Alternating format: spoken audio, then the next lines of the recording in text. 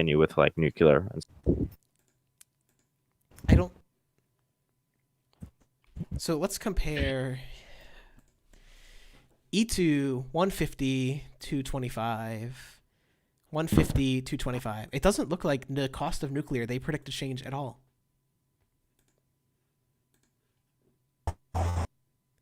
Now, maybe that's true. Maybe nuclear costs haven't changed, but maybe that's because Australia hasn't built any new nuclear power plants. There's only 450 nuclear power plants in the world. We don't have any nuclear power. But then how would you estimate nuclear power plant costs in Australia? Because you just calculate how much it would be to build. We usually use... All right, I'm triggered. This is dumb. Osfox, you... I got Pogan. Holy shit. I got Pogan. Wait. All right, there he is. Shut up, Osfox. You're done. Anyway, Pogan. Communist Boy is a reformist and a democratic socialist. I think you guys are going to have a wide range of things you could debate on. So, Pogan, you're against reformism, right? Yeah. Alright, so Communist Boy, I think each of you should get a starting minute and a half to express your views regarding reformism, and then we can kind of open it up to a back and forth. So, when it is work. Anyway, Communist Boy, you have the floor since you're making the positive claim. 1 minute, 30 seconds. I got my timer going. Oh my fucking god, there's 2 people watching. What does this matter? We can get other people back in here. So, reformism is good because it's the only strategy which has resulted in a long-term maintenance and increase of democracy and living standards for people, in contrast to revolutionary strategies which have resulted in tyranny. That's the basic premise. We can expand on that. Well, I mean, if it's the case that you have the intention to establish a system in which the working class seizes the means of production, and you simultaneously agree that we ought do whatever is most conducive to achieving that, it seems like there's going to be quite a bit of historical precedence to appeal to when we say that reformism is antithetical to achieving that goal. It seems that like the liberal bourgeoisie are going to grant reforms insofar as they think such reforms are going to placate the working class in their struggle. But by no means does that suggest that they would be willing to dismantle the system in its entirety, nor establish a system by which the means of production fall out of the hands of the capitalists. Throughout the 21st century, particularly in the West, like the United States, there have been attempts to socialize society to a greater extent than it currently is, and each of those attempts are typically met either by Congress gridlock, that is to say, things don't get passed because of bipartisanship, partisanship rather, or it's the case that compromises are reached, but these compromises are essentially band-aids on a wound. So that's what I mean when I refer to precedent. I think there's a lot of empirical evidence in addition to that that suggests if it's the case that the system is dismantled, that's going to happen anyway in virtue of certain predictions made by the labor theory of value, notably the tendency for the rate of profit to fall. So it just becomes a twofold question, really. Why is it the case that we think reformism is going to be conducive to the aforementioned goal? And why is it the case we would be interested in attempting to reform a system that, per that prediction, seems to empirically suffer from inevitable implosion? I think I went over a minute there, but you get my gist. Sure. So why don't we do it claim by claim? So some evidence that I would argue for is that between, let's say, 1700 and today, we've seen a massive expansion of democracy, which I consider to be essential to socialism because it gives much more power to the workers than monarchies and dictatorships and like kind of wealth-controlled states that predated democracy. And we've also seen a massive expansion of government expenditure, which most of the time is being spent on social programs and de facto ownership of the means of production. Would you disagree with either of these statements? I don't think you and I are going to agree on what we construe a democratic system to be. If you're referring to most major systems of government since the Industrial Revolution, particularly like the modern form of the United States government, that's not a democracy. It's arguably an oligarchy in which the aristocratic class occasionally gives, like, we'll say, sticks to the working class. But again, these sticks are only given insofar as it placates them, right? They don't have an inherent interest in allowing the means of production to be seized by the working class. It's just antithetical to their very existence. Okay, so we can debate precisely how democratic the U.S. system is. Do you think that the U.S. system is probably more democratic than a monarchy? I don't know what you mean by more democratic. Do you consider democracy to be a gradient? If you just mean the people have slightly more influence on government than in a monarchy, yeah, but that's true. Okay, sure. So then we can conceptualize democracy as a gradient. Ultimate, true, 100% democracy would be that everyone's vote counts in determining policy, and it's like one person, one vote. There's no class distinctions, race distinctions, and so on. And there's like lesser democracies where So I think there's an issue here, I think. I don't think it's the case that we should accept the premise greater democratization leads to greater rights for the working class. I think it's the case that... inherent. I'm just saying like that. Oh, I know. No, I understand. I'm saying to suggest that we would expect as the gradient moves further towards total democracy and we gradually bestow more rights upon the citizens as opposed to the government, right? As we move along that gradient, if it's the case you think more rights will be given to the working class, I'm going to need to see the argument for that. Sure. So I'm going to post in voice chat an article, a graph from Our World in Data, which graphs Polity IV, which is a data set on countries, their estimation of democracy over time. And so I agree that democracy is a gradient. So does Polity IV. They say that there's autocracy, there's anocracy, which is a mixture of democracy and autocracy. There's partial democracy, and then there's like full democracy. And over time, we've seen a massive shift away from autocracy and related systems towards democracy and related systems. I'm not, without even claiming the secondary claim, this benefits workers. Do you agree with this first claim? What are you claiming? That democracy has increased.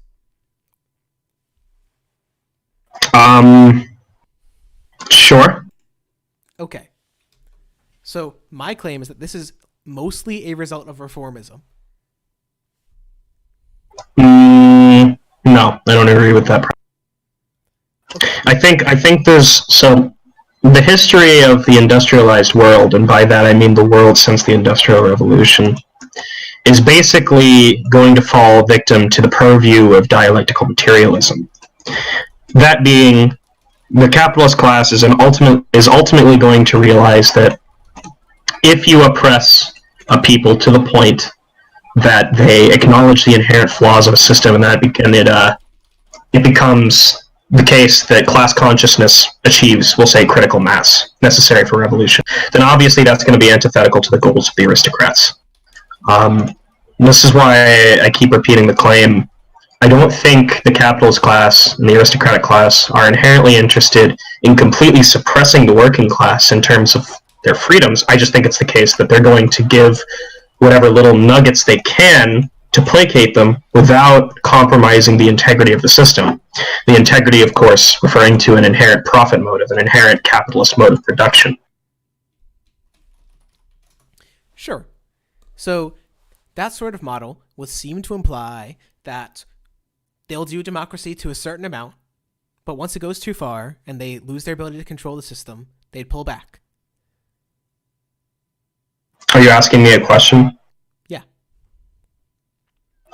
I'm not really sure why I would agree with the secondary claim you're making, that it's the case that democratization increasing. I don't know why you're answering a different claim. I'm asking you, like... I guess I don't understand what your claim is, then.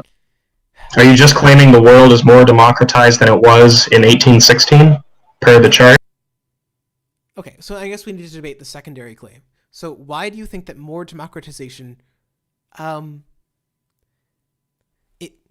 Are you familiar with the history of democracy in the United States or Britain? Like the expansion of voting rights and so on? Yeah. Sure. So you understand that we expanded voting rights downwards in terms of age and class, correct? Yeah. So why would this not give more power to the workers? Because we have no reason to think that the popular vote has any effect on critical issues in the system. Sure. We have no reason to think the popular vote is a guiding force in terms of reforming a system in any meaningful way. Sure, we can look at that data. So, Well, the only data you presented thus far is that the world has gradually become more democratized since 1816, which I agree with.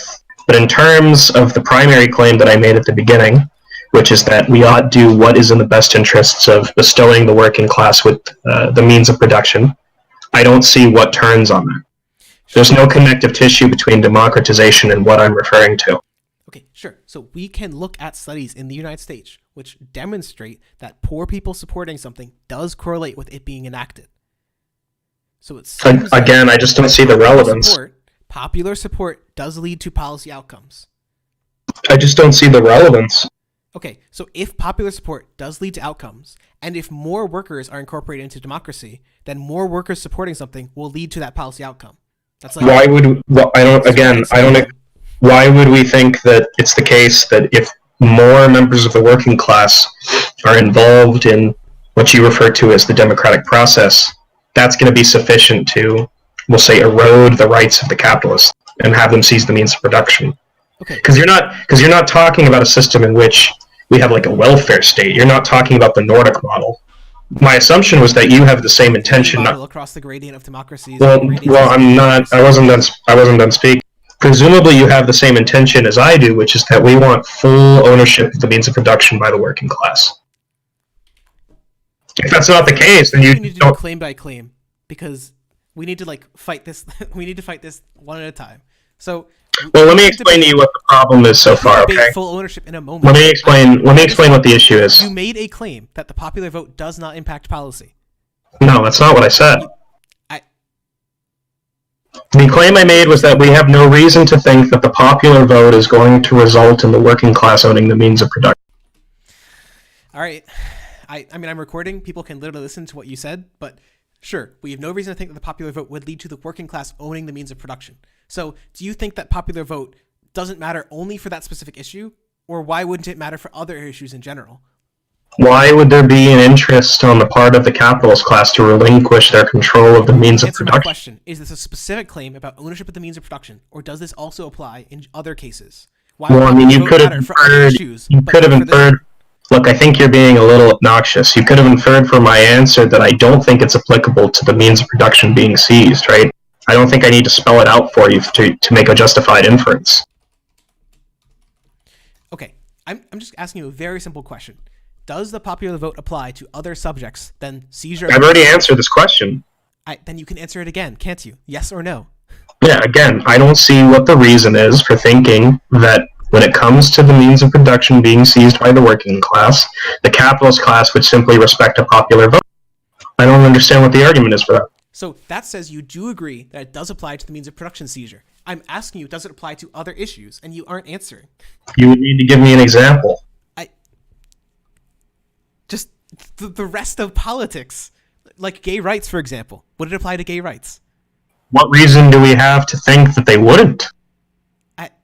This is consistent with what I said like 10 minutes ago, where they're more than happy to give little... Hold on. They're more than happy to give little nuggets to the working class that temporarily placate them. But there's a categorical difference between, say, giving gay people the right to marry and giving the means of production to the working class. Okay, those two things are just categorically different. Issue then, right? If you're claiming social issues, maybe they don't matter. Let's talk about economics. What about raising high income taxes? Closing comments, boy. There's a confusion here. Pogan, comments boy is asking you this because he's trying to figure out if you're saying that this applies in other cases. What other cases? Like any other thing in politics. That it's the case the capitalist class wouldn't give little treats, as I like to say. I don't understand the question. I've already conceded that they would, wouldn't right? Affect policy, but the popular vote wouldn't affect policy. No, look, again, there's confusion here. The stated intention of any people who claims to be a Marxist socialist, as I'm sure he's claiming to be, or a democratic socialist, right, is to provide the working class with the means of production. Now, it follows that you ought do whatever allows that goal to be achieved in the most expedient way possible. I don't understand what the argument is for thinking that in a system such as the United States, that simply voting on policies is going to result in that occurring.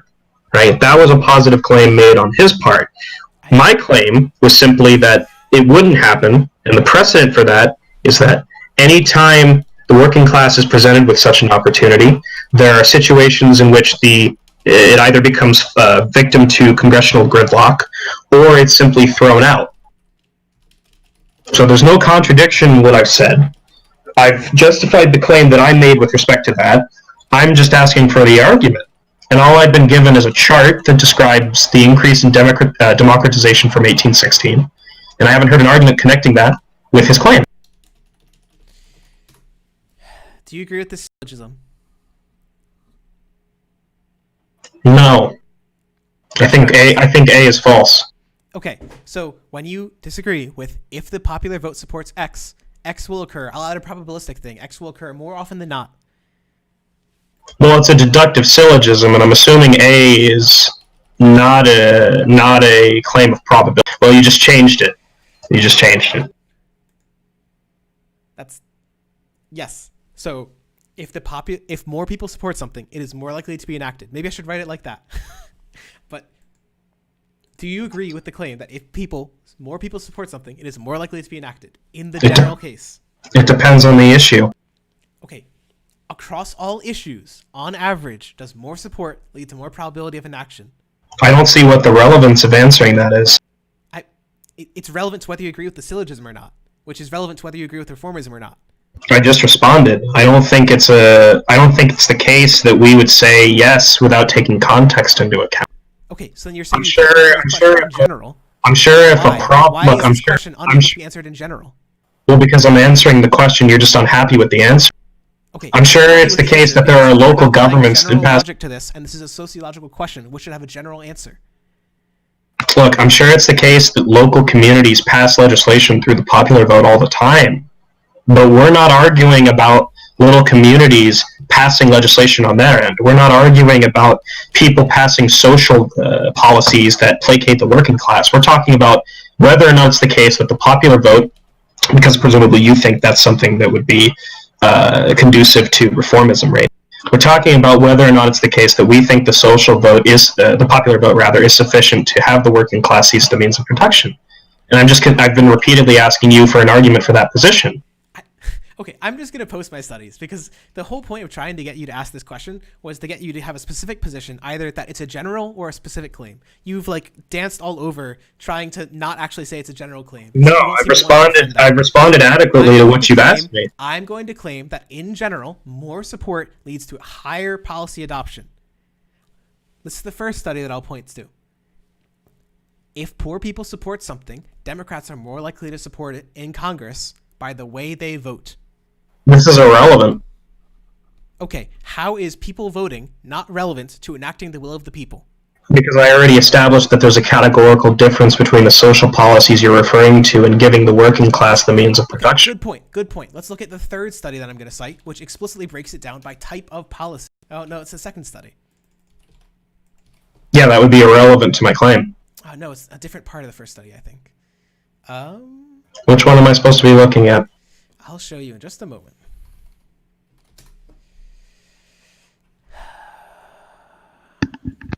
Is it the first one? No. Is it the second one?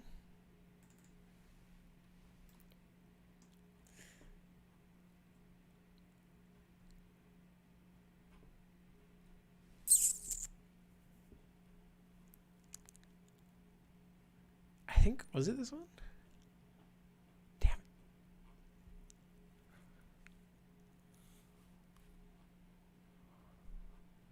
Ah, there's a really nice table.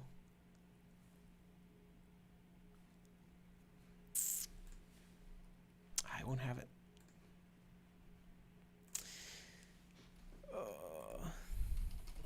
Let me ask you a question while you look for this stuff. Do you think that it's the case in the United States, since we'll try to be specific, we won't muddy the waters with other systems. Do you think it's the case that in the United States, the vast majority of policies are influenced either directly or indirectly by corporations, corporate motives? Sure, they are influenced in part. Okay. Do you think it's the case that the federal government of the United States has an interest in maintaining core tenets of capitalism? Possibly. But Why possibly? Following the popular vote. That's what these things attempt to demonstrate. No, again, I'm not asking you if you think it's the case that the popular vote could determine something. I'm asking if you think the United States government has that interest. I think the current United States government does. It's not clear that the United States government, in essence, has that. No. So do you have a reason to think that if it were the case, the majority of Americans, say, voted to institute a system that was not capitalist, that is to say, the means of production were owned by the working class, that the government would comply with the people in that? Oh, it's this table. Table 6. Hell yeah. You have an answer to that? So this one is from, just a moment. This one is from, what, the second study? Yeah, second study. Post the link again. Do you have an answer to my question? I will claim there's probably not any categorical difference between taking part of the means of production and taking all of the means of production, other than the amount of support it would require. But that is a later claim. First, what does it mean wait, I'm sorry. What does it mean? You seem to be a little uneducated on this topic. What does it mean to take part of the means of production? I would be happy to expand on that in a moment after we've resolved this first question of the popular vote mattering. Well, I've responded to all of the questions you've asked me. This isn't an interrogation. This is a debate, right? Okay. It's not unreasonable for me to ask you questions. Sure. So let's look at Table 6. Do you agree that in Table 6, middle-class preferences, by which they mean the 50th percentile of income, is positively correlated? Which one is Table 6? Yeah, I just posted it. It's Table 6. It's the most recent image in voice chat. It's from the second study. You can click the link from matthewg.org/Gillens-parties4.pdf. What's the question? Do you agree that middle-class preferences, which in this study means 50th percentile of income, is positively correlated with economic policy? I don't see what the relevance You're is. streaming, right? I'm streaming.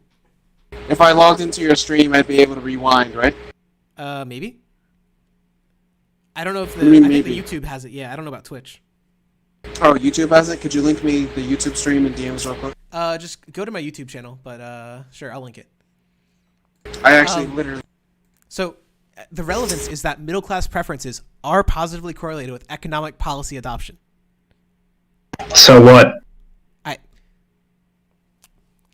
Do you understand what the words categorical difference mean? Yes, and so I'm trying to prove a first claim that in the general case, people do influence economic policy. Do you accept So that what? in the general case, the median person influences economic policy? I can't accept that until you explain what it even means to seize part of the means of production. No, yes, you can. This is economic policy. It's not even about seizing the production. We can call it tax. We're not even talking... That's just a different question, Pogan. Just answer the question. Nothing turns on this. Okay, if you think nothing turns on it, then answer the question. Oh, Look. I wasn't streaming to YouTube. Look, you know what my answer is going to be. The answer is going to be yes, because you're dealing with empirical evidence. But again, nothing turns on that. I'm asking you to answer the question I asked you 10 minutes ago, which is, what does it mean to seize part of the means of production? Okay, so let's imagine hypothetical. Country A. In Country A, the government owns 50% of the businesses, and of the other 50% of businesses, it owns none of them, right? So Country A, 50% nationalized. Country B, 75% of the businesses are owned by the government. Do you think that these countries are identical or different in terms of worker? That's not an answer to my question. It is an answer. It's not an answer. It's an... But if you should answer my question first, and it will be obvious why it is relevant to your question. No, it's not the case that you get to ask a question in response to a question whenever you feel like it. Okay, what is your question? The answer to my question is a simple yes or no. Sure, what's your question? Yeah, just... Why? Okay. Do you think it's the case that the United States government has an interest in relinquishing control of the means of production? And by the United States government, I don't mean exclusively the people in power, the judicial branch, the legislative branch, the executive, whatever. I'm in a conjunction with those people. I'm adding like corporate motives because I perceive it to be an oligarchy. Pogan, they already answered. So is that a yes or a no? I answered this. I say right now it does, yes, but I don't think inherently it does, no. Okay, so given that we have precedent for, when it comes to this issue, the popular vote not really meaning much, that is to say being tossed out. That precedent. That's literally the evidence I'm trying to show you. God damn it. That's already been provided. What evidence have you provided? I'm only interested in you explaining to me why it's the case you think the popular... What evidence has been provided, Pogan? Don't interrupt me. You stated Don't what interrupt evidence me. has been provided. Yeah, I provided the evidence at the beginning of the conversation. I gave historical precedent. What precedent? What evidence? You didn't Do you show want a it? historical example. Alright, so Yes, I did. What example did you cite? Voice chat so I can click it. Well, for starters, we have instances in the United States, both on the state and federal levels, of people attempting to establish pseudo-socialist or socialist communities in which the means of production are controlled at least majority, in a majority by the working class. And those are consistently thrown out on a variety of bases, most often in reference to somehow it being unconstitutional, when it clearly isn't. So right? that's not Lawyers have analyzed... Don't interrupt me. Lawyers have analyzed those cases and concluded that those instances are not unconstitutional. Okay? That's the same historical precedent I mentioned earlier, albeit in less descriptive terms. Okay. Now that I've answered your question, I'm simply asking, why is it the case... those examples... Excuse me. Why is it the case that you think the popular vote is sufficient for the working class to seize the means of Because those production? aren't examples of the national legislature. That's not an answer to my question. Because we're talking about the national fucking legislature. Yeah, that's not an answer to my question. Yes, it is. Okay, one, I answered your question. Two, you didn't ask a question. Three, you're not talking about national legislature. Why can't You don't answer think I my asked a very simple question? question about a hypothetical between two countries? Do you know what a question I answered your is? question at length. Now answer mine. Wait, comments. No, do you know what a question is? I'm asking you why it's the case that the working class, through popular vote, would be able to seize the means of production in the United States. That's It's the same question I've been asking. That is a That's the same question. That's the same question I've been asking you for 10 minutes. Because I think there's no evidence to believe that 90% seizure of the means of production is different than 80 or 60 or 70. No, That's not an answer to my question. No, they're gonna So if there's no difference, and if I think the popular vote leads to policy adoption, then I would think that the popular vote, which the workers have a majority control of, could lead to adoption of seizing the means of production.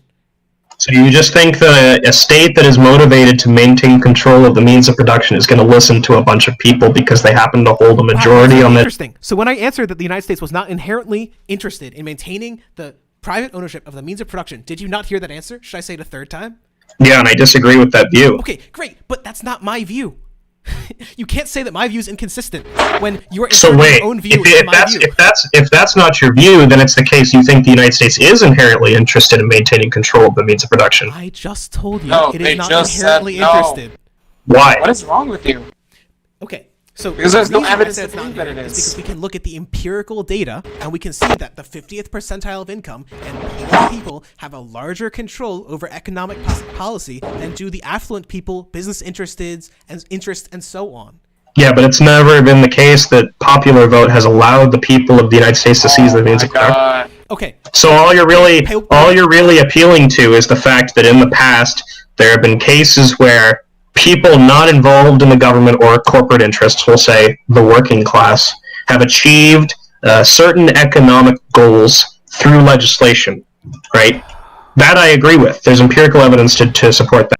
I'm simply saying that given it's never been the case that the working class in the United States has seized the means of production, and given that, because I've already provided the evidence for this, there's precedent to think that they wouldn't allow that to even occur, why do you think it's the case that the popular vote would be sufficient for the means of production to be seized? okay, I've answered this question multiple times. It's my turn to ask questions.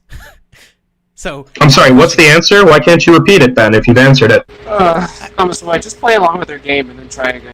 okay, can you repeat your question for us, Pogan? You don't even know what the question is and you're claiming you've answered it. You asked me. Are you even listening? Class seize the means of production because we have different definitions on seizure of the means of production, which is what my question is going to be about. Can So I you ask my think question now? so? What is the necessary condition for seizing the means Oh of my God, production in your view? are you unable to answer questions? I've already answered your questions. What question have I asked that you've answered? Pretty much all of them up until this Name point. the question. Name then. some of them. Name one. You question. asked me to look at some empirical evidence you posted in That's voice my chat, question. and I looked at it. What- And then you that's asked my me a question. question predicated. Excuse me. You asked me a question predicated on that empirical evidence, and I said, while it's the case that nothing turns on this, I agree. So that's dishonest to suggest I haven't answered your questions. Okay, so I'm glad you've answered one question. Can you answer two questions? My next question. Yeah, is, once you answer my question. Oh my god, I literally just did.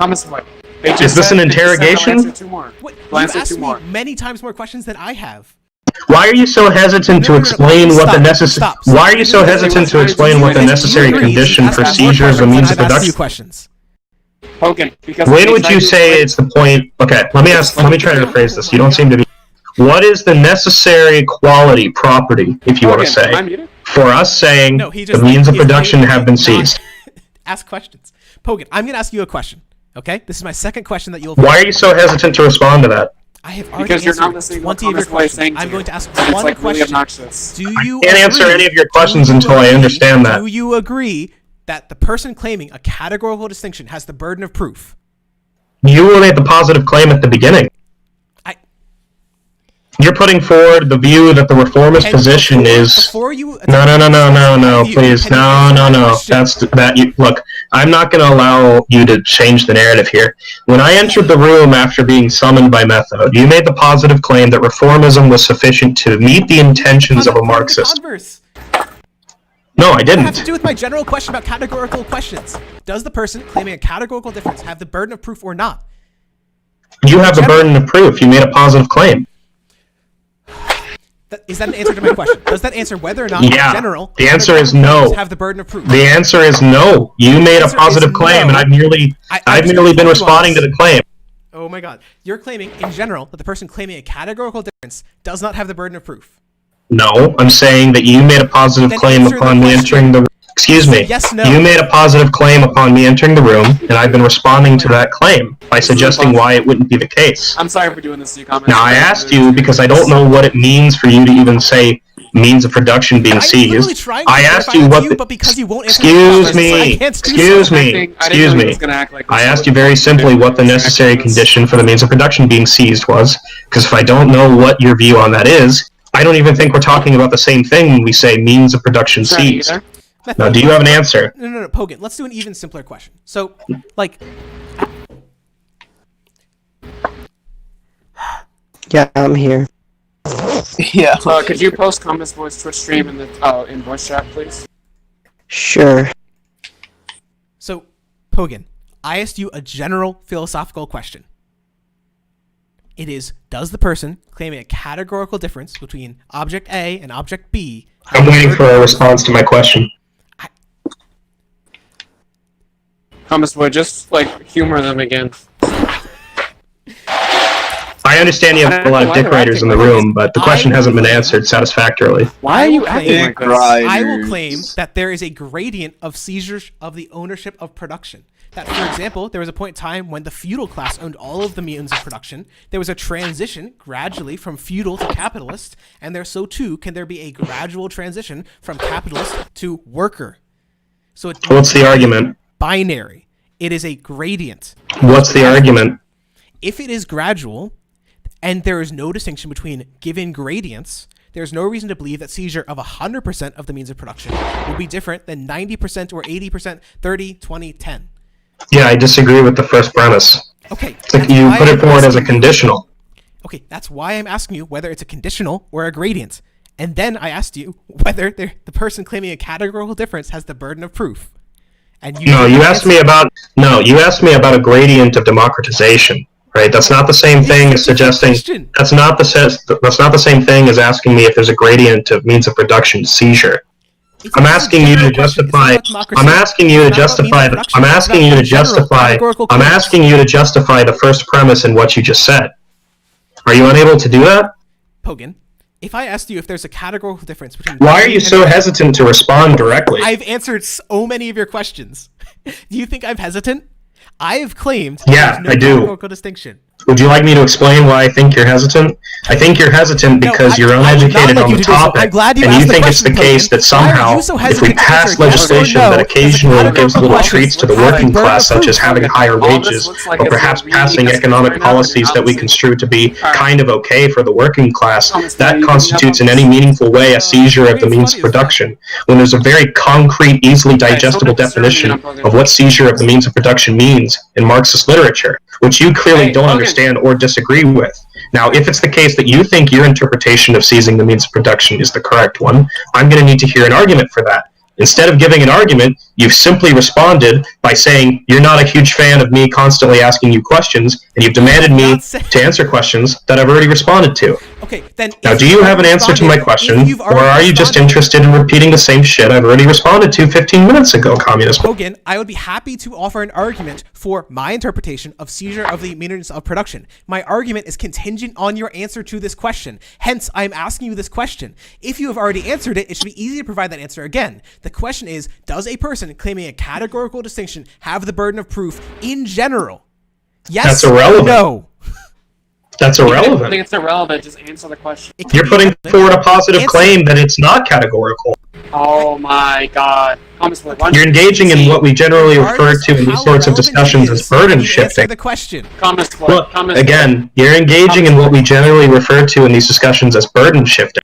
If you're putting forward the positive claim that it's gradual, which you did, because that's what I heard immediately upon... Excuse me. Immediately upon entering the room, you made the positive claim that it's gradual. And that, in virtue of that, we could expect reformism to be a more preferable alternative to what I would probably put forward, which is like Leninism, you know, an actual revolution in which the means of production are seized in their entirety. Now, I understand that to be your claim, right? If it's the case that it's your claim, and you're not backing away from it, I simply want to hear the argument for it. I heard what I thought was a conditional, but then you didn't justify the conditional. Okay, let's just do it like this. I claim there is no conditional, that it is a gradient. The argument for it being a gradient is that we can point to historical examples of gradient changes of the ownership of the means of production. This suggests that there can be another gradient change of the ownership of the means of production from capitalists to workers. So I ask you another question. That doesn't follow. Was there a gradient change of ownership between feudal? That's begging. Look, that's begging the question. You just think it's gradual because it seems to be gradual. Okay. That's the not change of ownership from feudal to capitalist gradual or binary? It's irrelevant. I can't possibly imagine how you think this is irrelevant. I don't understand why you think it's the case that constantly asking me random trivia questions about history entails an argument. You tried to give an argument just now. Excuse me. You tried to give an argument just now, and it begged the question. Do you have a non-question begging argument? Okay, so Okay, I will do you claim... think all empirical evidence is like begging the question? If I say that a rock is gray, and my argument for the rock being gray is that I took instruments and I measured the rock and I concluded that it was gray, you gonna say that's begging the question? No, it's begging the question because his argument for it being gradual was that it was gradual. No, his argument for it being gradual is that we've observed that it's gradual. Look, I understand you want to get him out of the fucking frying pan, but I'm aware of what I heard. Now, do you have a non-question begging argument, Communist Boy? Pogan, I'm asking you, when you observe the transition of ownership, let's say from the 1300s to the 1700s, was that change of ownership... Oh, first, do you observe a change of ownership? Was there a change of ownership from feudal to capitalist? Yes or no? Yes. Okay. When you observe that, how would you describe it? I would say a necessary condition was met at some point that constituted a change in system, consistent with Marxist literature. Okay, a necessary point, and what happened at that necessary point? What do you mean? So, did the ownership change from class 1 to class 2 at that point? Or was it changing before and after that point as well? It would be irrelevant if it changed before. If it's a necessary condition for us to categorize the system as something different, then it's just going to depend upon that necessary condition being met. Much like you wouldn't describe a society as truly Marxist-socialist until the means of production have been entirely seized, right? Consistent with the Marxist understanding of that. Which is why, when you say it's a gradual thing, it's a gradient. I just don't understand what the argument for that is. All right, Pogan, you see this. You see this graph I just posted? Let's call this graph A, okay? Do you think there's a difference between graph A and graph B? Yeah. Okay, so in graph A, it is a gradient change. At one point, the value is 0, and let's say at the top point, it is 1 in both of these graphs. So a gradient change would look like the first one, and a binary change would look like the second one. What's the relevance? So in a binary change, the feudal class would own it until 1 point, 1 year, 1 day, 1 length second. Boom, and then suddenly, another class owns it. I don't understand how this is answering my question. Because if it were 1 point, it would be a binary, a categorical. If it were multiple points, it would be a gradient. It could even be a set of binary points, but it would be more than one binary point, meaning it's like... Yeah, none of this is an argument for your position. Yeah, no, this is an argument. Congratulations, you've demonstrated that there's a difference between a gradient and a binary. What are you attempting to illuminate? Because oh my God, they're trying to get you to understand their point. Property ownership. Let's actually do another example. Yeah, I understand that's your claim. What I'm objecting to is the lack of an argument. Okay, let's imagine another example. Let's imagine there's one building, right? Do you just not understand what an argument is? I think I have a pretty good grasp on it. Let's imagine Evidently not. I've been asking you for an argument pretty consistently over the past 25 minutes. I'm interested in debate. Let's imagine there's one building and one person... No, I'm sincerely interested in debate. What I'm not interested in is your response to an argument being a lack of an argument, right? I have a pretty firm understanding of what an argument is, and clearly, since I'll be charitable, you have an understanding of what an argument is as well, right? That's going to be a series of premises that then lead to a conclusion. Now, instead of giving me those series of premises that lead to a conclusion, you have opted to patronize me by posting some lines that clearly have a difference and saying that for some strange, mysterious, nebulous reason, it's the case that it can't be a binary without explaining why. Now, do you have an argument for your position that it's a gradient, or do you not? I'm going to offer you another example. And this is an argument, so yes. Let's imagine a building. So before you give me this example, just to clarify, is this going to be a series of premises that lead to a conclusion, or is this going to be you rambling? Huh? Wait, do you accept natural language explanations? Pogan, answer that one. Tell me about that. Do you take Socratic proof? Sure, when an argument can be inferred from it, but all I'm inferring from here, your language over the past 10 minutes has been patronizing. I don't think you presented an argument for any of your positions. Great. Put your shit in a Let's syllogism. engage in an example, okay? At point A, person 1 owns 40% of a building, and person 2 owns 60% of that building. Over the next 20 years, person with 60% sells 1% to the other person. So that eventually, at the end of it, person 1 now has 60%, when before they had 40%, and person 2, which had 60%, now has 40%. Would you describe this change as gradient or binary? That's irrelevant. Nothing turns on me saying, look, nothing turns on me saying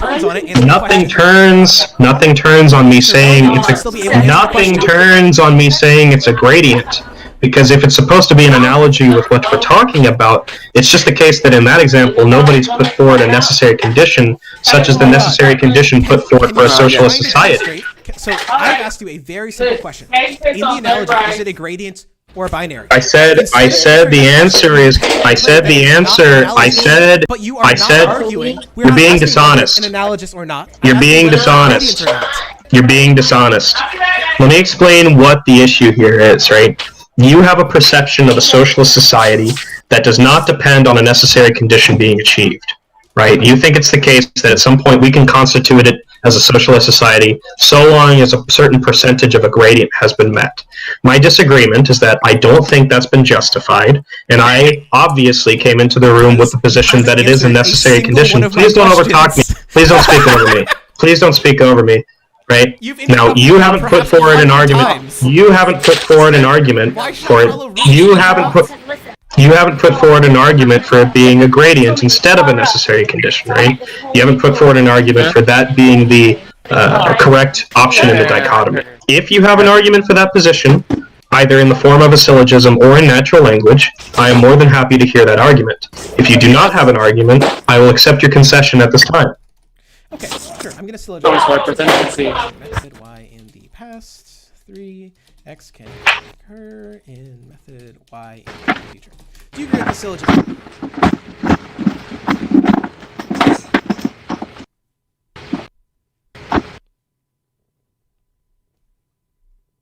I don't understand the first premise.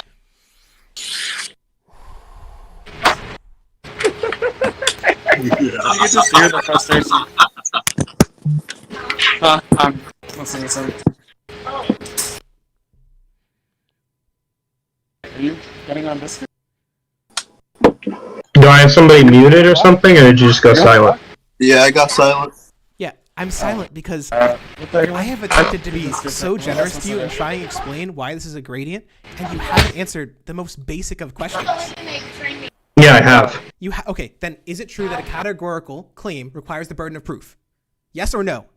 It would depend on what the claim was when I entered the conversation, what the point of the debate. This is a general claim. This is not. So just to clarify, then there's a more fundamental issue then. If it was the case that I came into the room and I made a positive claim, you would be correct that the burden of proof would be on me. However, my behavior through this discussion has been consistent with me responding to a positive claim that you made, that being that it's a gradient as opposed to a categorical issue. That is to say, it can't be met by a necessary condition, it's just a gradient. Now, I haven't really heard an argument for that position, and I asked you pretty reasonably what the first... Excuse me. I asked you pretty reasonably what the first premise in the syllogism you just posted even means. Okay. You have an explanation for that premise? As soon as you answer the general question of whether... No, I'm not. Look, you're not an authority in this discussion. It's not the case that you get to arbitrate. I'm an authority or not? Why do you keep bringing these things up that are irrelevant to the claim? Well, because you're responding to a question with a question. Philosophical question of whether claiming a categorical... Look, we have several people in voice chat text also saying the language is confusing. It's not the case that I'm trying to be incredulous. I'm just asking for you to explain the syllogism, and instead of explaining the syllogism, you want to move on to another topic. Do you have an explanation, or do you not? Okay, let's examine premise 1. It says, if X occurred in method Y in the past, X can occur in method Y in the future. I'm claiming, for example, that if it occurred that a monarchy was deposed and another person took over that monarchy, it is possible that that could occur in the future. Like, as a just general empirical... Well, of course it's logically... Look, that's the problem with the phrasing, then.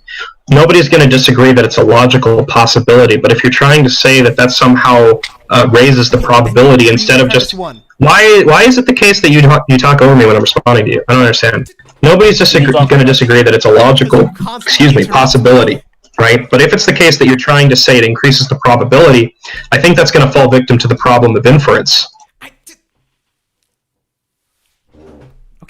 Pogan, the problem of inference is that you don't think that we can generalize from the past to the future. So I've tried to attempt to ask you whether the past even exists under situation X, right? And you have not answered that question. I asked you whether it was a gradient or... Wait, no, I did answer that question. So why are you interrupting? I get to be just as mad as you. Did the transition... Well, the difference between the two of us is that I'm not lying. Just as mad as you. Did the transition... Because the difference is that I'm not lying. Be just as mad I think as you. he's lying. The difference is that I'm not lying. I think he might not have a good argument, but he's not lying.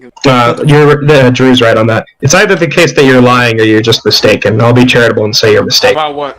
If it's the case that you're just saying in the first premise that it's logically possible it could occur in the future, nobody would disagree with that, right? That's a modal claim. There's going to be no argument against that is going to be sufficient. But it seems like there's nuance here in you trying to say it increases the probability of it occurring in the future, which would be consistent with like the whole reformist dialogue you've been engaging in for over the past 25 minutes. Okay, but to even make that claim, you need to agree with premise 1 that it did occur. So you gave an argument. So you holy shit. So you gave an argument for a trivial claim that nobody would disagree with, instead of the claim that's actually in contention. Then. Okay, let me just restate that with probabilistic logic. Are you fucking stupid or something? Like, what is the problem here? X occurred in method Y in the past. It is more probable that X will occur with method Y in the future. Wait, that's a different argument. That's not what you posted. Yes, it is a different argument. I'm trying to do them. So then the first argument you posted wasn't even related to the claim that's in contention. The actual comment was kind of slimy, isn't he? Oh, so you posted an argument for a... You posted an argument for a claim that's not even in contention. Congratulations. Like, what do you want from me? I am glad we agree that it's not in contention.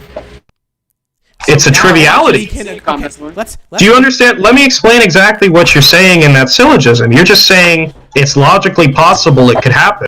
Yeah, congratulations. Nobody would disagree with that. That's not the claim that's in contention, though. Is it probable? Okay. Well, the problem with saying that... Look, let me respond to that real quick before you continue. The problem with saying that it's a matter of probability is that there's no language in that syllogism that would suggest that. He's already conceded that would... Hold on. He's already conceded that would be another claim entirely. So by posting the syllogism for that, he's kind of effectively just wasting our time. Okay, I'm glad that you pointed out that I've wasted your time. We can now move on to proving syllogism 2, which is first requiring you to affirm premise 1, which is that it did occur in method Y in the past, which is why I asked you, did the transition from feudalism to capitalism occur in a binary change of class ownership? I already answered this question. Okay, Asked and which answered. was it? If you answered it, say gradient or binary. Pick one word. Don't give a huge spiel. One word. I already said it was contingent on a necessary condition being met.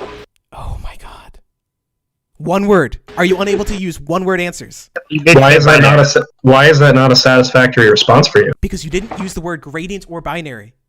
Hey, communist boy, in one word, how are you feeling today?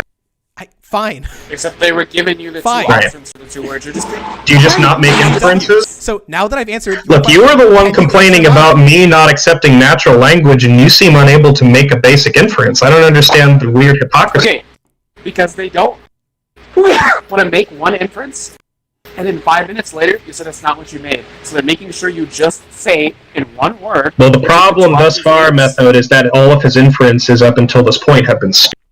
Okay, so if they've been stupid, you know that they're making bad inferences, then why don't you just answer the damn question? Because a child could make that inference. In fact, to the extent that somebody not... Now, I'm not suggesting Socrates is a child. I'd never do that. He's a nice man. Son of a bitch. However, I would just like to point out that as soon as I gave my response, Socrates said, binary. It's clearly an easy inference to make. Communist boy, throughout this conversation, has been doing this weird thing with language where you try to... Why can't you say the word? Hold up there, buddy. Hold up there, pal. You've been doing this weird thing with language throughout the conversation where that if I don't respond in like what... Excuse me. Hello. Yeah, hello. It's me. Yeah, I'm at your door, buddy. Hello. Just trying to finish a statement here, pal. Thank you. Yeah. Excellent. Thank you. Look, I am more than happy to respond to your questions as I have been. I've been giving pretty satisfactory answers thus far, but if you're engaging in this weird patronizing answer with one word thing much longer, it's just going to get kind of boring. Okay. Now, I've been asking you consistently over the course of this entire conversation to just give an argument for your position. Then you post a syllogism, which we were all confused about, and then when it was explained, we came to the realization that this had nothing to do with the claim that was in contention. Why are you wasting our time? Okay. Pogan, Alright, thank let's you. do it Now, like this. Pogan, you are giving two contradictory complaints of Commerce Boy right now. You're both complaining that they... Yeah, that would be modus ponens. Alright. There's no way this is there. This is no way. Assuming that arrow indicates a material condition. I don't know what your like. I don't know what your like symbolism is. But assuming the arrow. Why are you unable to stop talking? Because I don't stop talking for like fucking nosebleeders who want to interrupt me. That's the reason. Assuming the arrow in the first premise is supposed to be the material implication, and the Y is supposed to be a conclusion. Then yeah, congratulations. That would be modus ponens. Okay. Bro, this is like king shit. This is big dick energy. So in syllogism 3, I assert X, then Y, X, conclusion Y. No, okay, I understand the confusion now. Conclusion Y follow from the premises. Yes or no? Look, I understand. Yes or no. Yeah, look, I understand. I understand sometimes there's like lube required to remove my dick from people's asshole. I'm gonna repost your syllogism real quick for everybody to reread, okay? Now, this, we've already agreed as you know, trivial. excuse Why me, can't hello. Question. Hello, it's the police. Argument police at the door. Open up. Anyway, I would just like to finish. The statement. I would just like to finish the statement very briefly, okay? So, communist boy, this is what is referred to as a modus ponens argument. It is deductively valid. Nobody disagreed with you that it was deductively valid. Nobody in this room was suggesting that you had committed an error in reasoning. What was suggested was very simple. This argument has no bearing on the claim in contention. Right? So when I say yes, sir, this syllogism is valid, you have gained no ground in the argument and only made yourself look even more foolish than you already were. Great, I'm super dumb. Now, can you answer the question, yes or no? Does syllogism 3, without reference to any other syllogism, does Y follow? Yes. That's already been answered. No? Okay, if it has already been answered, formally you valid. can repeat your question. Okay, it's a modus ponens. Yes. What? Okay. Look, it's a modus. So I don't understand. It's possible to answer questions like these using one word, correct? Well, I did. I said it was valid. That's one word. So when I ask you a question, like when you describe X as occurring in method Y or Z, you can answer it using the phrase Y or the phrase Z. So did the transition of ownership from feudalism to capitalism occur under method Y, gradient, or Z, binary? Answer in one word, or answer with a answer that includes one of those words. Wait, but that's already been answered as well. The word was binary. Oh my god. Great, then your answer is binary. Why couldn't you have just said that? It was said.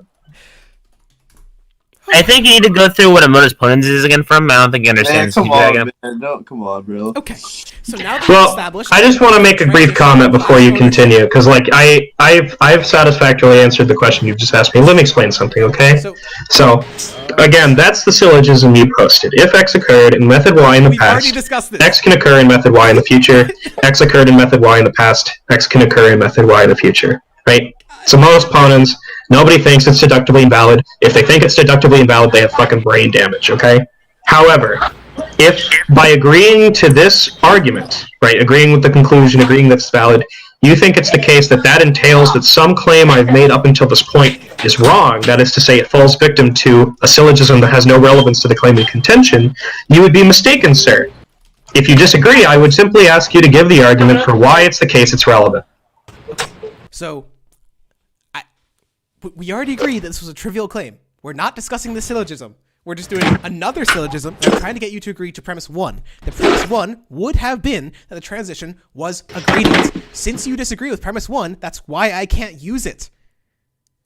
So, now that you disagree... Wow. Let me get this straight.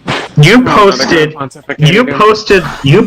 modus ponens and asked me to say if the conclusion followed from the premises, and then you pointed out that even though your argument was also in modus ponens, you knew I would disagree with the first premise.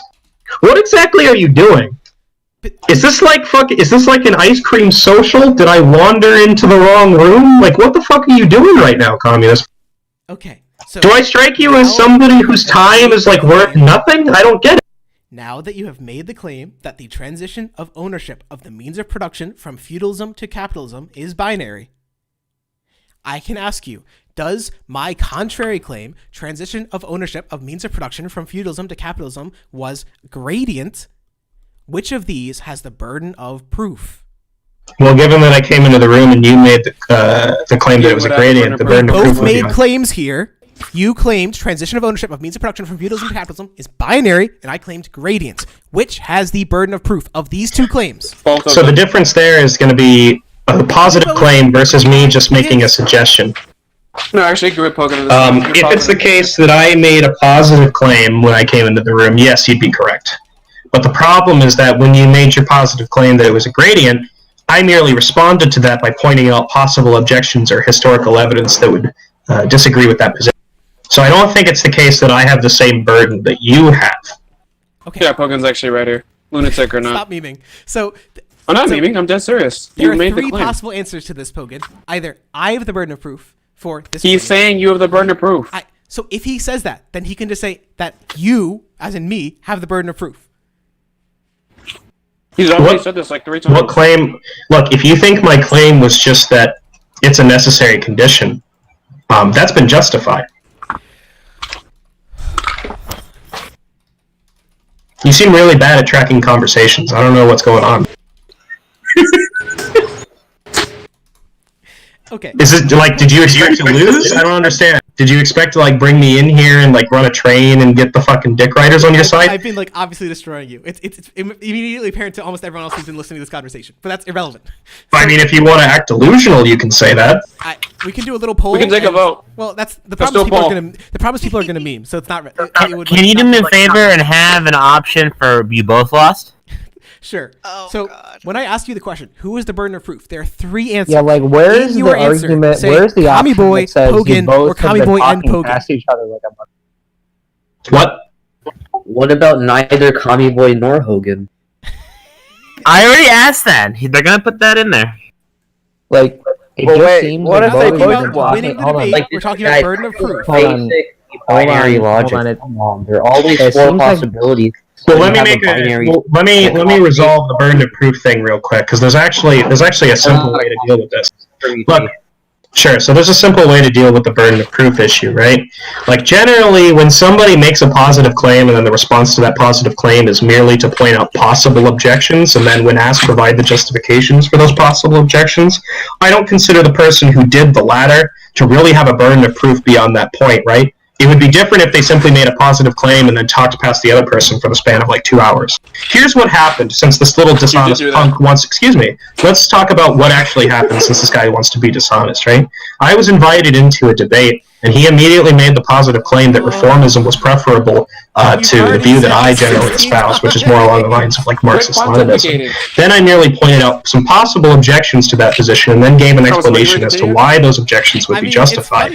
This little shithead then wants to act like I have the burden of proof when I'm not making any positive claims beyond that. The positive claims I've made have been sufficiently justified, right?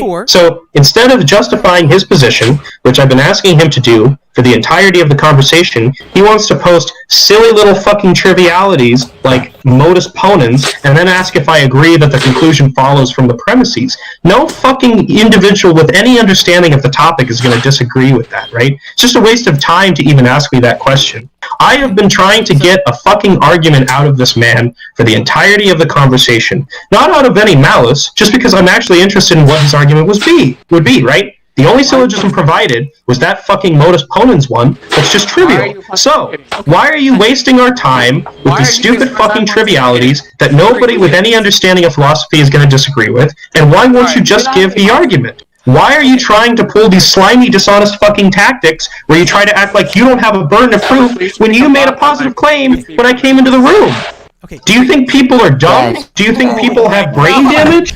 Were you like dropped on your head? I don't understand. I just don't comprehend how it's possible for somebody to not even think they have the burden of proof in that situation. Okay, And you guys both deserve I'm glad this you made win. this point. So now that you claim that I have the burden of proof, I will ask you, what proof must I provide to demonstrate gradients versus binarity? This is so crazy. Well, given that you have an understanding that there is no necessary condition for a socialist society existing, you think it's a gradient. We're talking about change of the meaning of owner production. I understand you're very interested in cutting me off and using like partial statements to your advantage. You're being dishonest. Like you're very dishonest. The point is that if you think it's a gradient and you don't think a necessary condition has to be met, I'm merely going to ask you to provide an argument for it not being the case that it's a necessary condition. And that can take a variety of forms, right? You could make a deductive argument predicated on certain things in Marxist literature, since you claim to be a Marxist, that would educate us on that topic. You can claim that it's in virtue of some historical precedent that shows a socialist society can be achieved without that necessary condition being met. You could probably even do a combination of the two to an extent, but you've done neither. All you've done up until this point is try to educate me on what a modus ponens is, because you're a little dishonest, patronizing shithead who doesn't have an argument, and try to expect me to just, like, submit under the weight of some fucking dick riders in this conversation. Well, bad news for you. Wake up call. I've been demanding an argument this entire time, and you've not given it. Time's up, buddy. Where's the argument? Are you going to continue to waste my fucking time? Okay, so I'm glad you made that. Just for the benefit of the viewers, could you summarize what I need to do to meet the burden of proof? Already did. I'm glad you're streaming, because all you have to do is take the little circle thing that indicates where you are, and like move it to the left a little bit, and you'll understand exactly what I'm asking you for. Right? I understand you want to do these little weird dialogue trees where you box me into saying something I don't mean. You're dishonest. We're all aware of this. Who's we? Pogan, who is we? So, Guys, I'm going to ask you one more time. Can you just provide what I need to do to meet the burden of production in one sentence? Yeah, give an argument. What form of argument would meet your burden of proof? I already gave two possible forms of arguments you could give. Okay. I said deductive or inductive. Yes. So, what induction would I have to prove? Well, the induction would be that in the past there have been instances where we would agree a socialist society has existed without the necessary precondition. What? We're talking about feudalism and capitalism.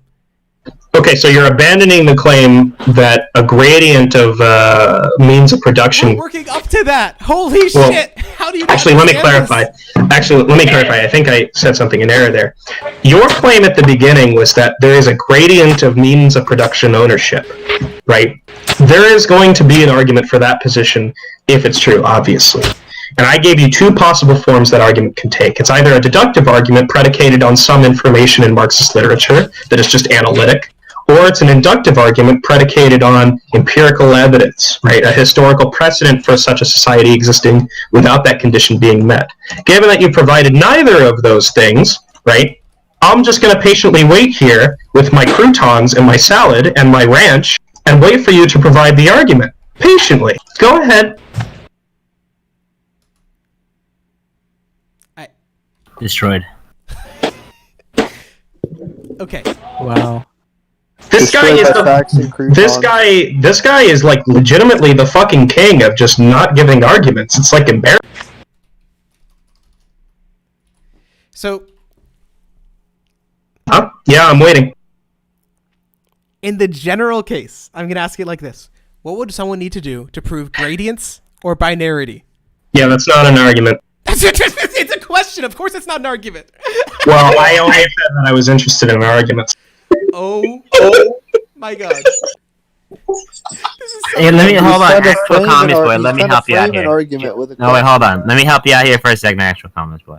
When you instead of like pursuing this Socratically, just say, "All right, to establish linearity and binarity, these are the conditions." And then, if Pogan disagrees, he can just say, "For any of like the reasons that you put forth, what's the argument for that?" That way, you can avoid the wrangling of the dialogue tree. But he already claimed Just tell- that he doesn't have the burden of proof because I made the first positive. You're getting claim. fucking embarrassed, guy. The reason for the reason I'm saying this is it's gonna get around a lot of the friction that's happening in this dialogue. Even if you don't believe that the burden of proof is on you or however it lands, it's just gonna be in your best interest to just like when you have these criteria to just put them. Do you remember like a couple minutes ago when I accused you of being the king of not giving arguments, right? The reason for that is that even if it was the case that you felt you didn't have the burden of proof, which is fucking bullshit, by the way, you 100% do. But let's just say for a second that you don't. When you don't give an argument for a positive claim that you made, you just look like a fucking coward that doesn't know what he's even talking about, which is exactly what you look like right now. Look, people have been commenting in text chat for like 10 minutes about the fact that you're just not responding. You're getting humiliated. They're memeing. I don't. I mean, like, it's very easy to call it memeing when it's against you, but frankly, I'm familiar with a few of these. I'm very familiar with a few of these people, and I happen to know that if they thought I was in error, like my position was wrong, or I had made some flaw in reasoning, they would immediately comment on it. You're just getting fucking destroyed because you came in here asking to debate somebody, and you expected a fucking child to show up without any understanding of the topic. You expected to gain some ground by throwing out trivialities, like trying to educate us on what a fucking modus ponens was, like we've never read a book in our life. Wake up call. You're dealing with somebody that's going to continue demanding an argument until you fucking give one, right? I don't care what you think the burden of proof is. We're aware of what you're doing. Okay. It's not. We're not oblivious. Just give the fucking argument if you think your position is correct, or if you don't have an argument and you need more time to research or form an argument, just tell me so you stop wasting my fucking time. Great. You're wasting your time I to would just claim go away. that in a binary system. Sorry, go ahead. I have Method muted, by the way, if that's who's speaking. Because, like, I don't, like, it's you I'm after. Like, he's the fucking appetizer. Like, I want you to give me the argument. Right? I don't know how long you've been on Discord. Clearly a while. Method is merely a snack. I agree. But you could just give the argument. It doesn't even matter like who you think is the burden of proof. Yo, communist boy. Do you understand what an argument is? You've been talking Premises, conclusion, my guy. I have been sitting here entertaining your fucking bullshit. You're like not even worth my time. I've given you the benefit of the doubt, and I've sat here patiently for like 25, 30 minutes waiting for an argument, right? You have failed consistently to provide such an argument. Now stop with the rhetoric, stop with the fucking dishonesty, stop with the evasion, present the argument for your position, or I'm gonna fuck right off. Okay, so as the general case, I would claim that when we observe a binary change, whatever the variable in question is, should go from 0 to 1. Congratulations on repeating the claim, you little fucking sniveling This is an child. argument, so this is premise 1.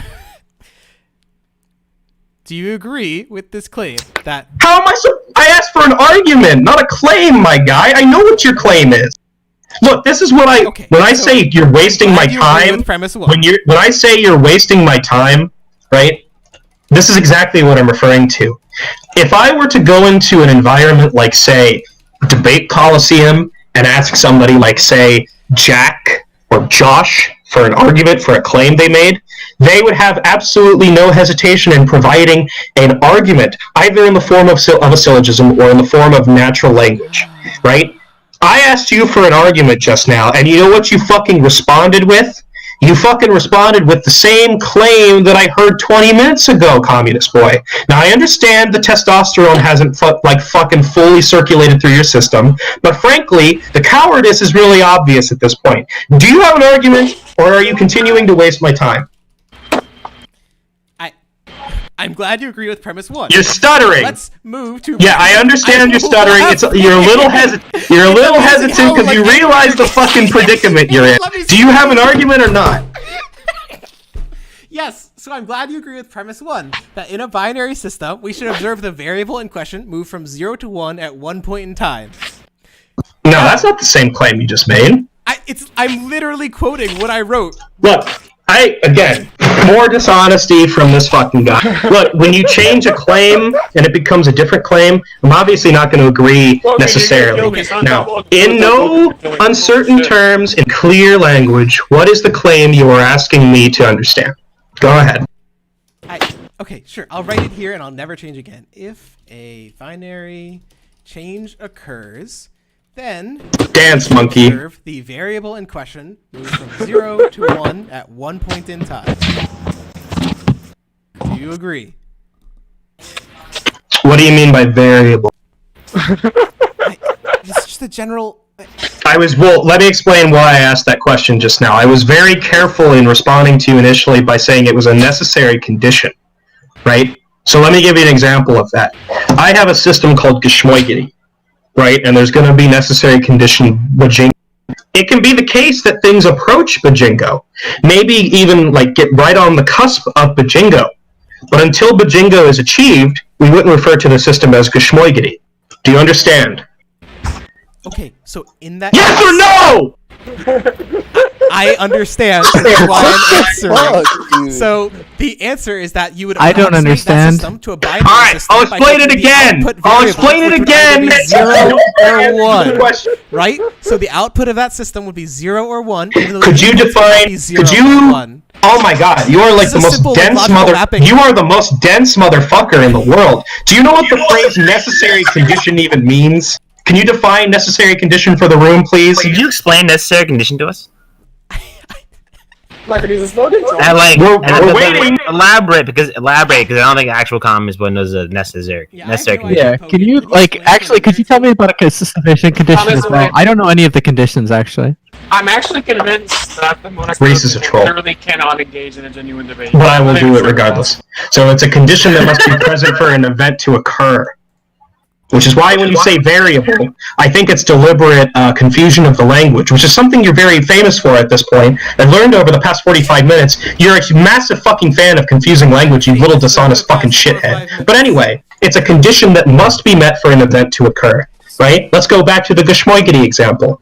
In this system, we wouldn't call it Geschmoigity until condition Bajinga was met. We can get right on the cusp of Bajinga, but until we meet the condition Bajinga, it's not Geschmoigity. In a yes or no response, Commie Boy, do you understand what I just said? Yes, obviously. Thank you. Simple, Awesome. Thank you. Well, you seem to struggle with simple logical terms and phrases, so I have to explain it to you because otherwise you're just going to waste my time even further, right? I understand you have fucking brain damage or something, but I'm trying to take my time with this so there's no fucking confusion. You little sniveling turd. All right, moving on. So now that you understand what a necessary condition is, I'm clearly of the view that in order for the means of production to be seized, for a system to be socialist, there's a necessary condition that must be met, talking about and that socialism? necessary condition is seizure of the means of production. Are we When talking I about came into the room, I didn't make any claims, right? You made the positive claim that it actually wasn't the case that it was a I'm necessary talking about condition. socialism right It was now. merely a progression. It was a gradient. I have been asking consistently for the argument for that position. And you know what you did the first time I asked you for that argument? You tried to interrogate me like I was just sitting in your room tied to a fucking chair. The second time I asked you that question, you gave me a modus ponens, right? Not even containing the language relevant to your claim, just a fucking modus ponens. Of course we're going to agree that the conclusion of a modus ponens follows necessarily from the premises, right? It's a valid form of argument. Now, do you have an argument or do you not? Yes, I'm trying to get you to agree to premise 1, and you have not agreed to it so far because you don't. I just explained in painstaking detail why I would not agree with that premise. I understand that you don't agree. You're which is why I'm trying to I discuss think you're it with deliberately you, confusing but you the seem to be language because you're unable to let me dishonest, speak right? for more than I one understand thing. that you want to do this little fucking song and dance routine where you try to confuse the language deliberately and make it seem like people are agreeing to things they're not actually agreeing to, right? Wake up call the second time, you fucking shithead. It's not going to work on me. I've been here long enough to understand when people... Bro, you can't mute Pogan, bro. Oh wow, Pogan just got muted. Okay, now we have some unfair moderation. Why am I being server muted? Alright, can we get like a higher up in here? Someone's been Unfair muting. moderation. Why am I being server We muted? need to get the admin in here, right? I'm gonna be writing an email. About this. This is mod abuse. That's how it's here already. I don't think you're fully like comprehending the level of destruction you're experiencing. Stop it! I'm so fucking deep in your asshole. Like, why can't you just give me a simple argument? Pogan, would you agree with this definition of what I'll call a binary function? Look, I can agree all day to these fucking trivialities. Why are you still trying? Is this another instance of the whole do you agree that a conclusion and a modus ponens argument necessarily follows from the premises type situation? Are you engaging in trivialities just for the sake of engaging in trivialities? Okay, I guarantee you I'm at least 6 inches bigger than you.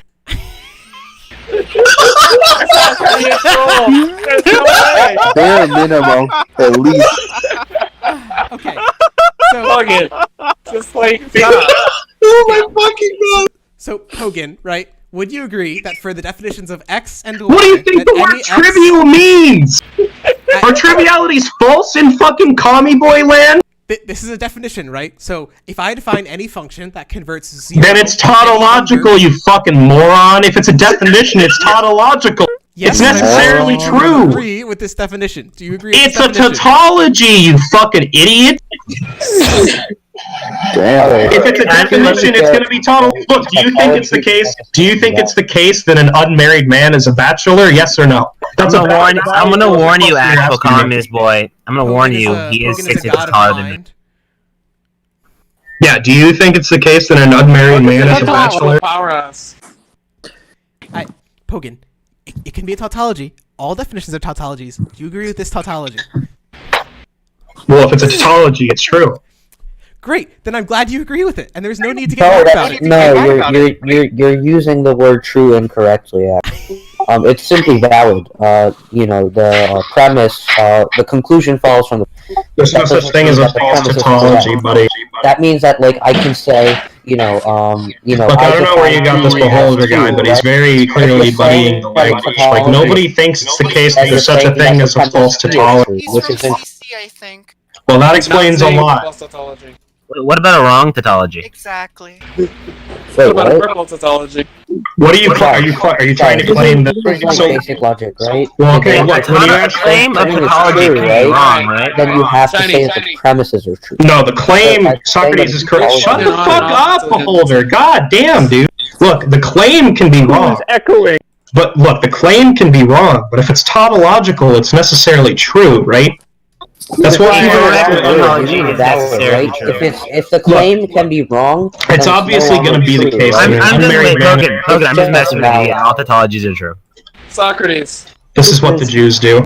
Okay, I see. We're not welcome in the server anymore.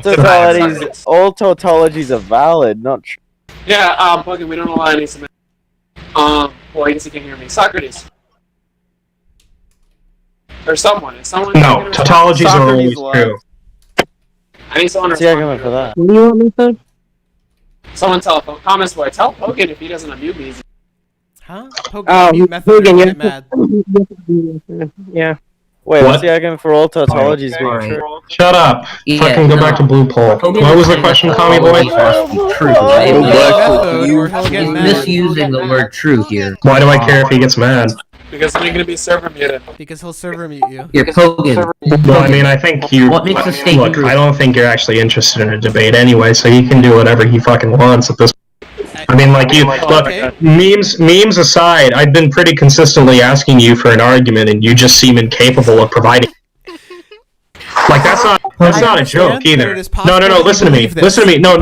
It's not just believing. Listen to me for a second. Look, you've engaged in like a massive campaign of misinformation throughout the entirety of this dialogue. I very consistently and very clearly just asked for a simple argument for a position, and you've been fucking dancing like a spider monkey around just giving an argument. Do you think people are memeing when they say you're getting destroyed? Like, is everybody just memeing when they're against you? Like, how fucking stupid do you have to be to realize that when you make a claim and you don't give an argument, you're fucking losing a debate? It's just like so fucking obvious. Like what world are you even from, dude? Okay. You used to be so. I remember like on CC when you were actually meaningfully like a meaningful contributor. Just kind of lame right now. Okay, Pogan, do you agree with this using this definition? We've already been over this. With premise A.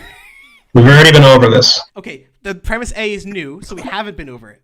Bro, when I ask for an argument, and I get something that's not an argument, right? I'm just going to point out that you're being a little dishonest fucking turd, okay? Oh wow, Hi, Pogan boy. got muted again. You're being Yeah, a like,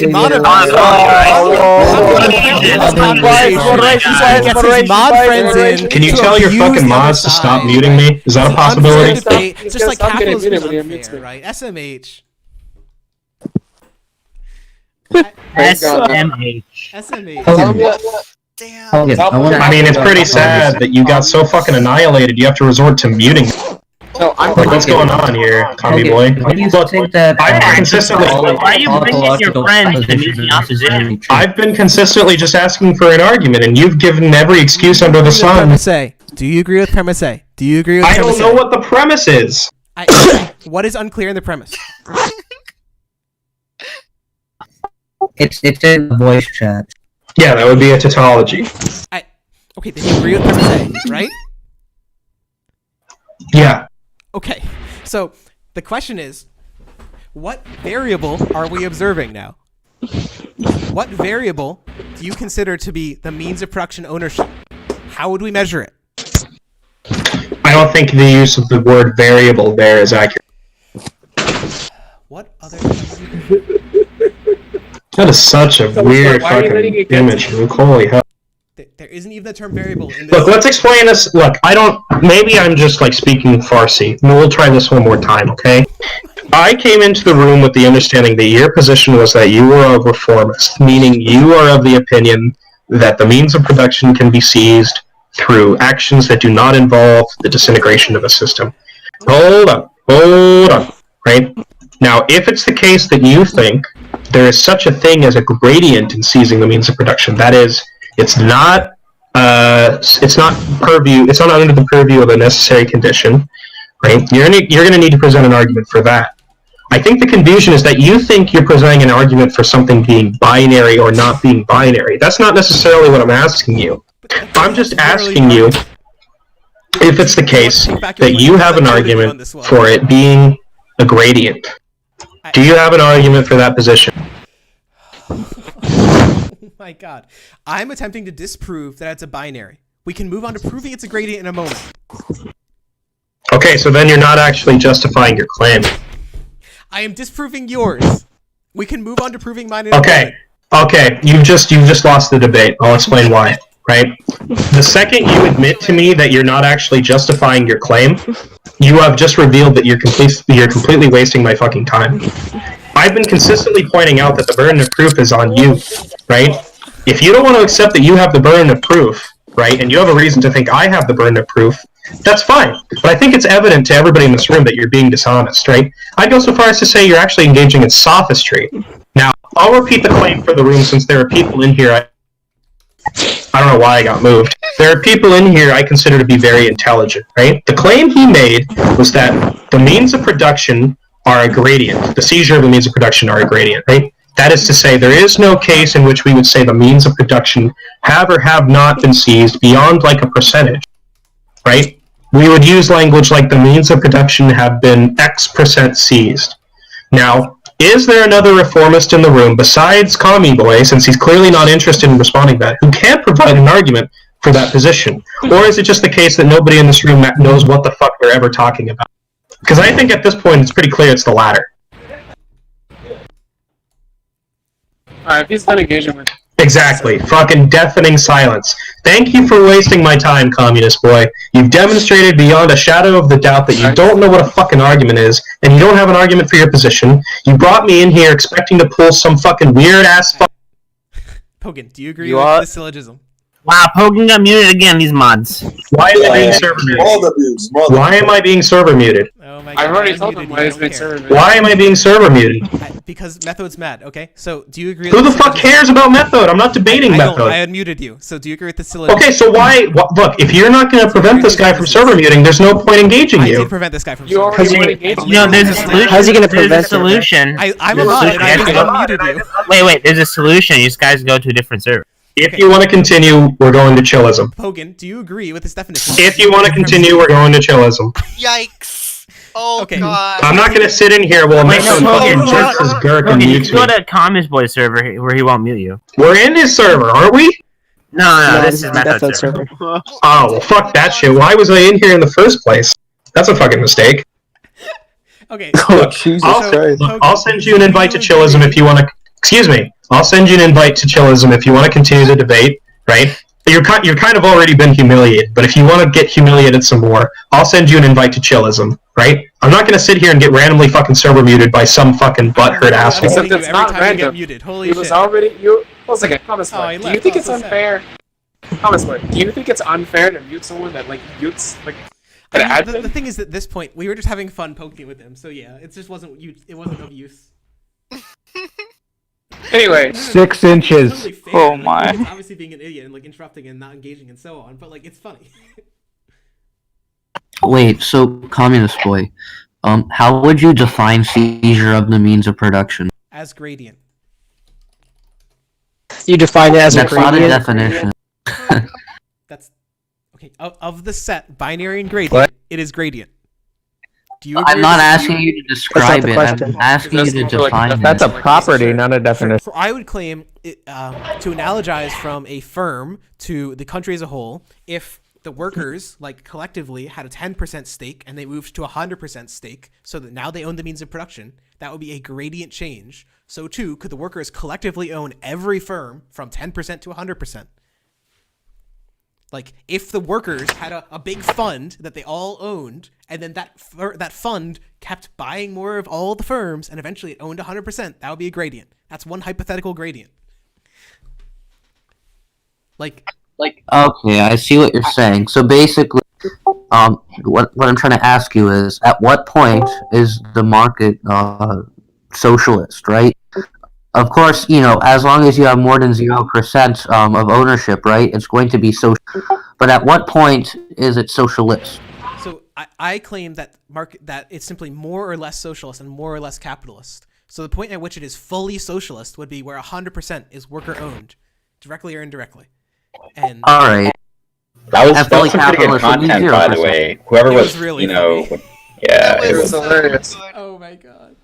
Come on, Method. Why are Let's you just running make away this from place the into debates, chillism. Tommy You boy? know Why it. are you running away I from think- Pogan? I mean, yeah. I think that you guys Let's go to are chillism, Let bro. me listen to Chillism. Method's response. Go ahead, Method. there was only... Wait, what'd you say? Let's just make this place into chillism. It has potential. Come on. We're not doing that, because chillism is garbage. Well, This server has its own unique character. Chillism is It's like- cringe. The problem with it is like... I Method, don't- you need to preserve your glorious It culture should be and called 20 chillism. anime PFP having teenagers talking about Dickie E in Alright, you're chat. gonna shut up.